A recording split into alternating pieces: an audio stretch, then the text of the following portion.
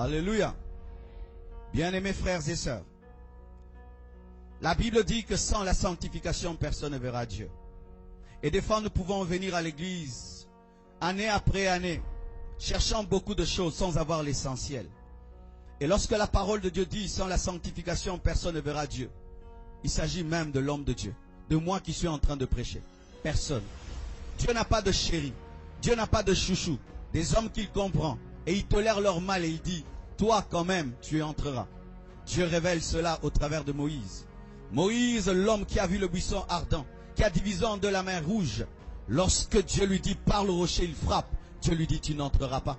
Et souvenez-vous, Jésus-Christ, pourquoi est-il mort? Il est mort parce qu'il a porté les péchés des autres. Vous savez, la mort de Jésus-Christ révèle une chose. Si Dieu peut tuer son fils pour les péchés des autres, qu'est-ce qu'il te fera à toi? Si je prends mon fils au oracle, je le tue parce qu'il a dit, papa, je prends le péché du voisin, qu'est-ce que je ferai au voisin? La mort de Jésus-Christ, ce n'est pas seulement un message de salut, c'est un message de jugement. Quand vous voyez Jésus-Christ à la croix et puis il meurt, c'est-à-dire que qu'est-ce que Dieu te fera? Toi, tu es son fils par adoption.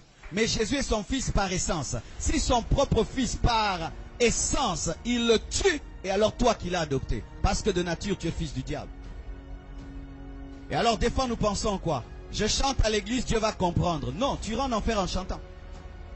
Ah oui, je donne mon offrande et j'irai au ciel. Non, tu vas remplir le panier de l'église, mais tu vas remplir aussi l'enfer.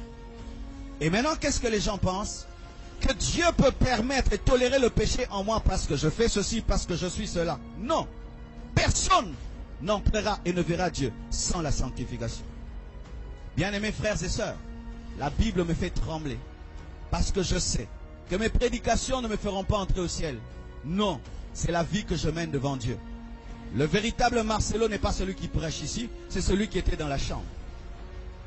Sans la sanctification réelle, la sanctification secrète, pas publique, parce qu'en public tout le monde est saint, une vie d'hypocrisie et de religiosité. Mais dans la profondeur de ta vie, tu dois vivre dans la sanctification. Alléluia. C'est pourquoi nous sommes venus apporter ce message.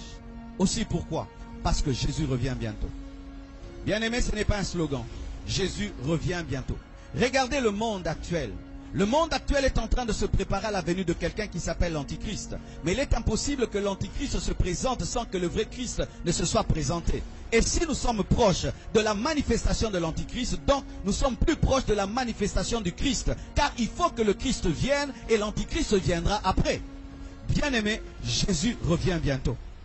Et quand une femme est fiancée, et que son mariage s'approche, elle s'arrange davantage. Et j'aimerais te dire, Église, ton mari vient.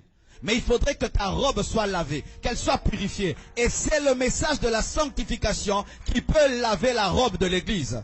Bien-aimé, le message de la guérison des miracles est bon. Je prêche cela, je vis cela, je vois cela.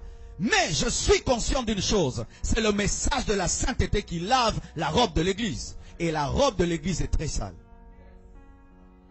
L'église est comme une femme qu'on va épouser demain, mais qui est vautrée dans la boue, vautrée dans la saleté, et qui dit quoi? Il m'a promis de m'épouser et il va m'épouser. Qui d'entre nous peut entrer dans une salle de noces avec sa femme et une robe sale? Aucun d'entre nous, humains que nous sommes. Tu vas dire à ta fiancée, va arranger ta robe. S'il faut attendre, j'attendrai. Mais nous pensons que l'enlèvement aura lieu malgré que nous vivons dans le péché. Si alors que je prêche maintenant, cette salle tombe, où est-ce que tu iras?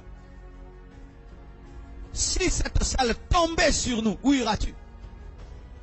Où iras-tu? Il faut se poser de telles questions. Parce que nous sommes des mortels. Car certaines personnes disent aussi, mais Jésus-Christ ne revient pas encore, mais ta mort. Est-ce que tu peux déterminer le jour de ta mort? Vous n'avez pas le temps. Et tu n'as pas à dire, c'est un bon message. Je reviendrai demain et demain je veux me mettre en ordre. Tu n'as pas le temps parce que tu ne sais pas. Tu ne sais pas. Je ne connais pas le taux de mortalité en France, mais je sais que les Français meurent aussi et vous aussi. Bien-aimés frères et sœurs, la mort un jour va frapper à ta porte. Et si tu n'es pas en ordre avec Dieu, cette mort, au lieu de te conduire vers le paradis, va t'amener dans le feu.